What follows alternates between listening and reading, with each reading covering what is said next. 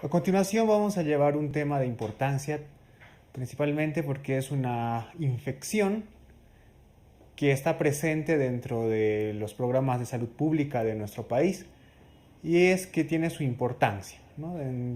Por su prevalencia que tiene en por lo menos 7 de los 9 departamentos de nuestro país, ¿no? Estamos hablando de una enfermedad producida por un parásito que es el paludismo. Bien, el paludismo, también llamado malaria, ¿no? Es una enfermedad parasitaria producida por un protozoario del género Plasmodium. ¿Sí? Este Plasmodium no tiene la capacidad de infectar al ser humano y tiene distintos tipos de especies, ¿no? Dentro de los cuales tenemos los principales: el Plasmodium falciparum, el Plasmodium ovale, el Plasmodium vivax y el Plasmodium malaria. En nuestro país los más frecuentes son dos, el falciparum y el Plasmodium vivax. Tú aquí ves una gota de sangre con muchos eritrocitos, ¿no? Y aquí te voy a encerrar, aquí está el Plasmodium, ¿sí? Algunos eritrocitos infectados, ¿no? Como ves aquí, ¿no? Y ahí está el Plasmodium. Entonces recuerda, el paludismo como agente etiológico tiene a un parásito protozoario denominado Plasmodium. Bien, vamos a hablar un poco de epidemiología. Esta enfermedad, el paludismo, realmente es una enfermedad de tipo vectorial. ¿Por qué? Porque se transmite por un vector. Y ese vector que transmite el paludismo es el famoso mosquito anófeles. ¿Sí? Entonces, el mosquito anófeles es el que transmite el paludismo. Tiene su importancia conocer el nombre del mosquito. ¿Por qué? Porque hay enfermedades que cursan con similar sintomatología y que también son vectoriales y a su vez también son tropicales, ¿no? Pero que tienen otro vector, ¿no? Tienen, si bien son mosquitos, son otro tipo de familia de mosquitos. Tal es el caso del Aedes aegypti, ¿no? Que transmite otra serie de enfermedades. Pero nos vamos a enfocar en el mosquito anófeles, ¿no? Que es el que transmite la malaria o paludismo. Recuerda, el anófeles. Entonces te había comentado de que 7 de los 9 departamentos de nuestro país, ¿no? Tienen la presencia de la malaria, pese a que esta enfermedad se ha reducido considerablemente en esta última década. Entonces, dentro de nuestro país, las zonas tropicales de La Paz, Cochabamba, Chuquisaca, Tarija, Santa Cruz, Beni y Pando, ¿no? Existe la presencia de este mosquito y también está presente esta enfermedad.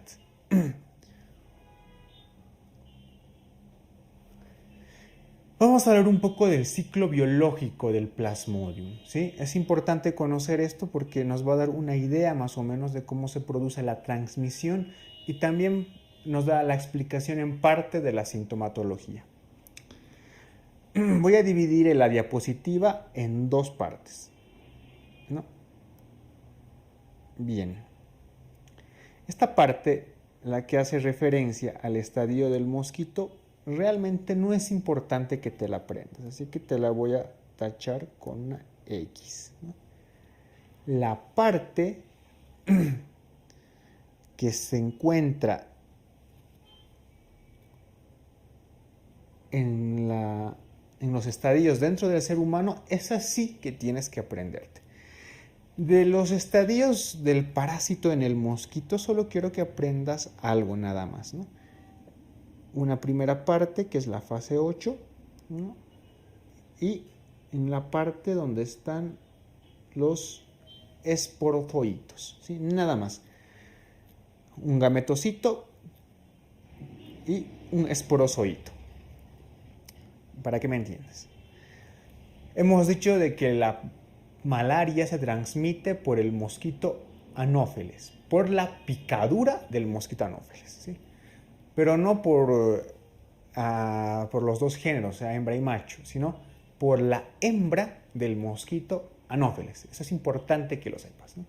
La picadura de la hembra del anófeles es la que transmite la malaria. Entonces, ¿qué es lo que pasa? Dentro del mosquito se encuentra la saliva, dentro de la saliva de la hembra del anófeles se encuentran los esporozoitos.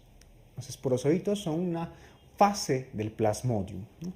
Estos esporozoitos, una vez que el mosquito pica al ser humano, transmite estos esporozoitos al torrente sanguíneo.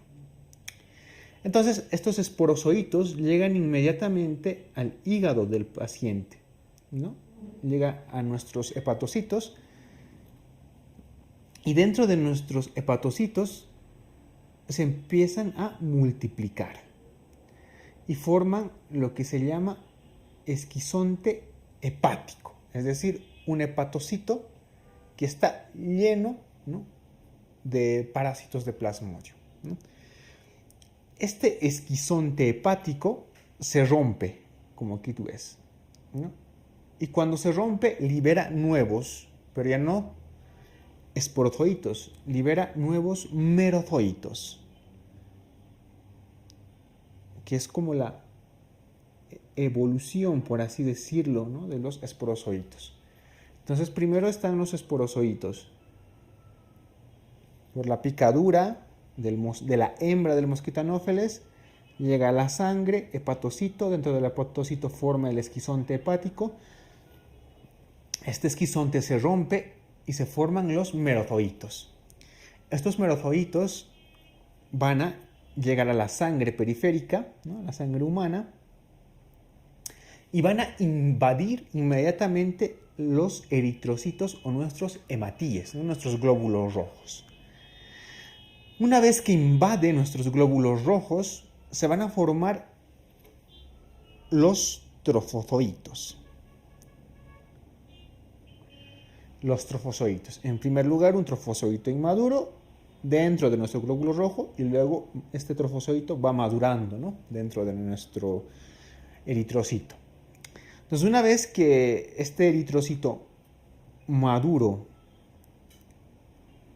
se multiplique, forma lo que se denomina esquizonte hemático, ¿sí?, o esquizonte eritrocitario, como ya dices. Este esquizonte eritrocitario, nuevamente lleno de parásitos, se rompe. Este glóbulo rojo se rompe y va a liberar nuevos merozoitos. Libera nuevos merozoitos y estos merozoitos vuelven a infectar otros eritrocitos, otros glóbulos rojos, y el ciclo se va repitiendo, ¿sí? Merozoitos, trofozoito inmaduro, trofozoito maduro, esquizonte hemático, se rompe el esquizonte, otra vez merozoitos, otra vez otra invasión, ¿no? Pero hay unos cuantos trofozoitos inmaduros que no van a madurar y que van a formar otro tipo de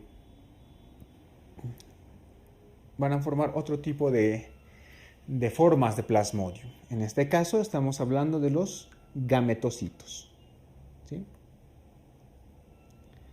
Entonces, el trofozoito no ha seguido el ciclo normal de trofozoito inmaduro a trofozoito maduro, sino es que el trofozoito inmaduro ha formado gametocitos. Estos gametocitos, ¿no?, cuando una vez al paciente infectado le pica otro mosquito, ¿no?, el mosquito ingiere estos nuevos gametocitos y dentro del mosquito, que te había indicado que eso no nos interesa, dentro del mosquito termina el ciclo biológico del plasmodium para formar nuevamente esporozoitos, pero dentro de la hembra del mosquito anófeles. Entonces, este es el ciclo de vida del plasmodium. Para hacértelo de forma más resumida, un mosquito infectado, la hembra del anófeles pica a un humano sano. La hembra le transmite los esporozoitos de Plasmodium. Estos esporozoitos llegan al hígado. En el hígado forman el esquizonte hepático. Una vez que se rompe, se liberan merozoitos. Los merozoitos invaden los glóbulos rojos. Dentro de los glóbulos rojos tenemos dos caminos. Se forman trofozoitos para formar el esquizonte hemático. Se rompe el esquizonte, formas nuevos merozoitos y estos merozoitos vuelven a infectar los glóbulos rojos. O por el otro camino, otra forma de Plasmodium, se forman los gametocitos a partir de los trofozoitos. Los gametocitos, ¿no?, mediante otra picadura de un mosquito sano, por así decirlo, ¿no?, pica a una persona con malaria, el mosquito ingiere los gametocitos y se completa el ciclo biológico para formar esporozoitos. Algo importante que tienes que conocer es que hay dos tipos de Plasmodium que en la fase hepática forman una especie latente que se denominan hipnozoitos, ¿sí?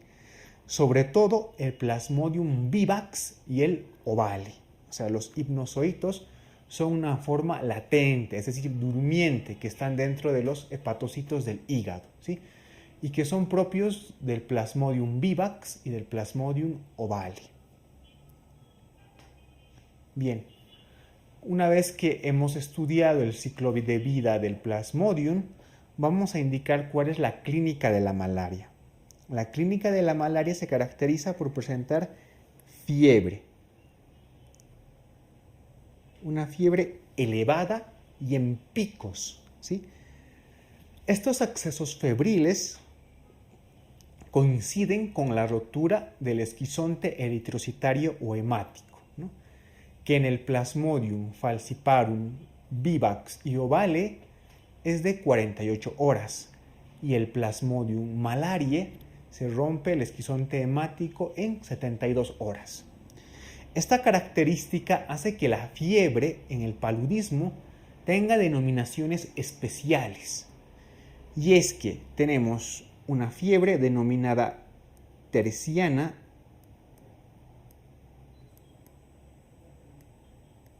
benigna,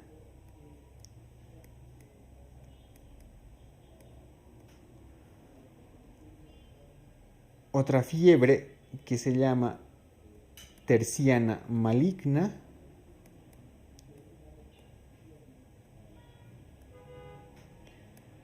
y por último la fiebre cuartana.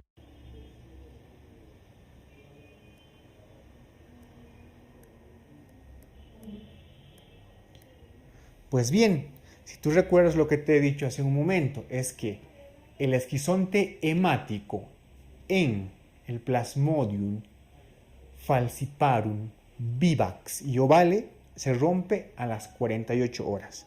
Entonces, en este tipo de Plasmodium se producen las fiebres tercianas. La terciana benigna en el Plasmodium vivax y ovale y la terciana maligna en el Plasmodium falciparum. Y también te he indicado de que el esquizonte hemático en el Plasmodium malariae se rompe a las 72 horas, ¿no? Entonces, la fiebre cuartana se da en la infección por Plasmodium malariae. Otros síntomas que tenemos son la cefalea, ¿no?, dolor de cabeza, el escalofríos y sudor, en ocasiones se presentan tos seca, hay fatiga muscular, dolor muscular, mialgias, incluye el dolor de espalda, se producen náuseas, en ocasiones vómitos. Y debido a la anemia hemolítica que se produce por la parasitación de los eritrocitos, ¿no?, se produce una inflamación o esplenomegalia reactiva, así una inflamación del vaso. Y en ocasiones también se puede observar una hepatomegalia. Todos estos síntomas que te he mencionado son del paludismo en general, pero también son del paludismo denominado no complicado.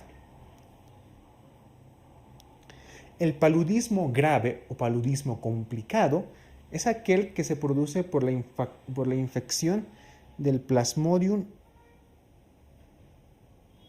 falciparum.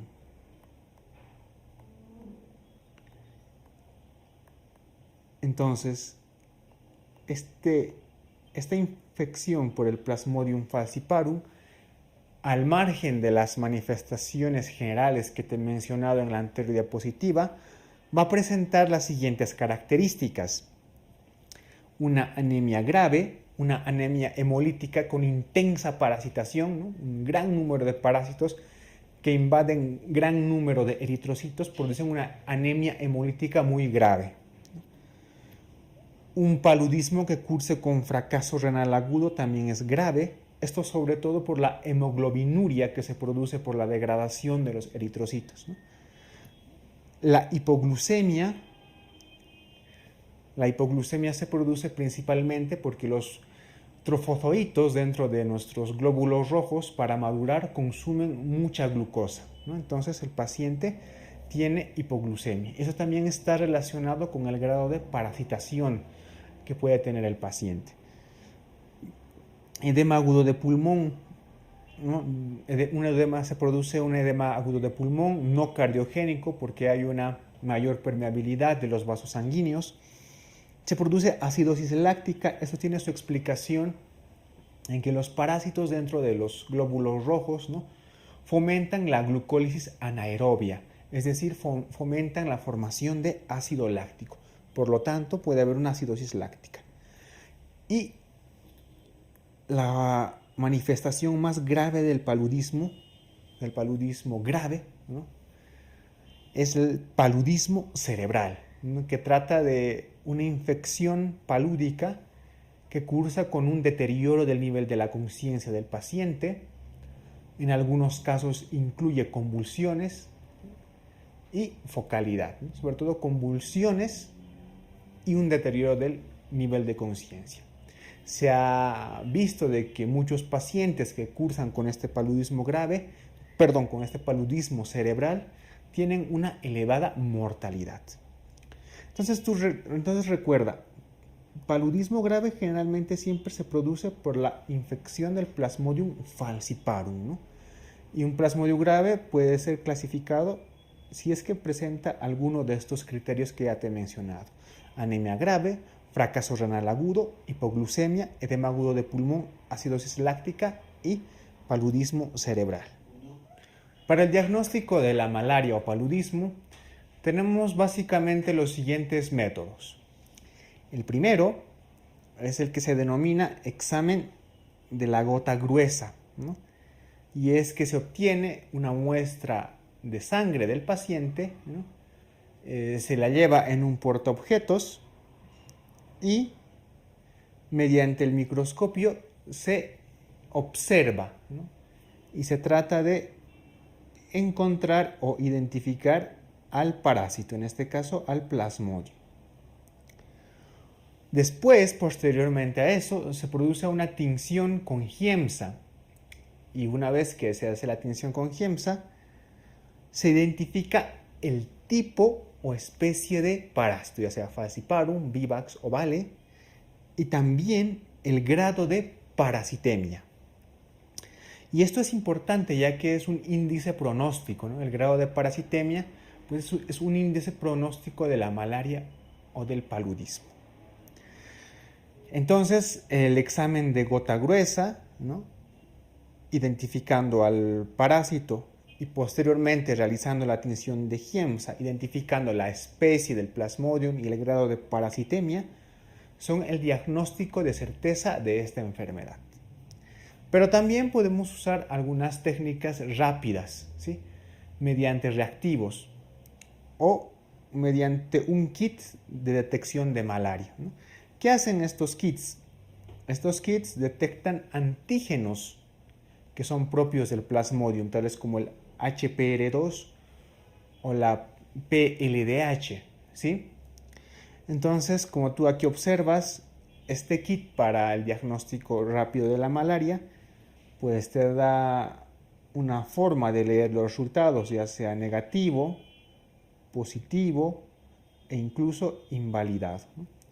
Sin embargo, esta forma de test rápidos te dan el diagnóstico de malaria, pero no te dan el grado de parasitemia. Y como te he indicado hace un momento, el grado de parasitemia es muy importante, ya que este grado de parasitemia es un factor pronóstico de la enfermedad. Bien, una vez que hemos realizado el diagnóstico del paludismo, realizamos el tratamiento. El paludismo no complicado, es decir, aquel que solamente tiene manifestaciones generales, sin esas manifestaciones típicas del paludismo grave que hemos revisado hace un momento, pues se trata de la siguiente manera. En el caso del Plasmodium malariae, el tratamiento es cloroquina vía oral.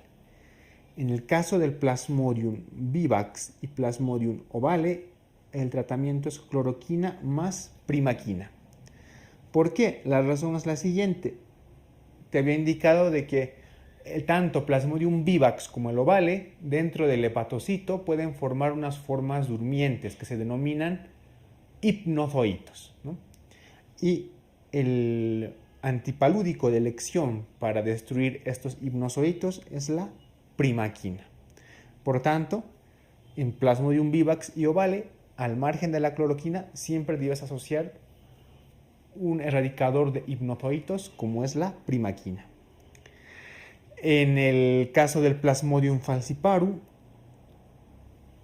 se puede usar derivados de la artemisina, como en este caso el artemeter, más la lumefantrina.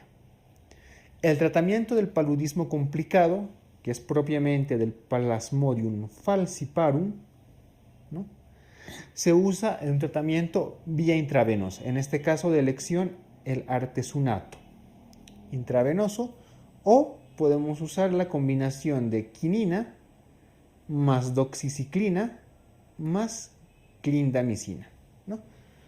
Entonces, en el paludismo no complicado, por Plasmodium malariae, solamente cloroquina. Plasmodium vivax y ovale, cloroquina asociado a un erradicador de hipnozoitos, es decir, la primaquina. El Plasmodium falciparum en un paludismo no complicado, su tratamiento son derivados de la artemisina, en este caso, el más conocido, el artemeter lumefantrina. Y en un paludismo complicado, aquel que ocurre con fracaso renal agudo, paludismo cerebral, edema agudo de pulmón, anemia hemolítica grave, etc., que generalmente son producidos por el Plasmodium falciparum, utilizamos un artesunato vía intravenosa o, de segunda opción, quinina más doxiciclina más clindamicina. La profilaxis. Bueno, la profilaxis es importante en esta enfermedad. Tenemos dos medidas. La primera son las no farmacológicas, dentro de las cuales tenemos, por ejemplo, en lugares donde hay una alta prevalencia de esta enfermedad o de repente hay mucha proliferación de mosquitos, se pueden usar mosquiteros tanto en las ventanas como tú ves aquí en la diapositiva. Incluso también hay mosquiteros para cubrir la cama. Se recomienda usar ropa o camisetas con manga larga, ¿no? Y evidentemente usar repelentes de mosquitos, ¿no?, ya sea en Sprite o en cremas. Y también se puede usar una profilaxis farmacológica, en este caso con cloroquina o mefloquina en el caso del Plasmodium falciparum.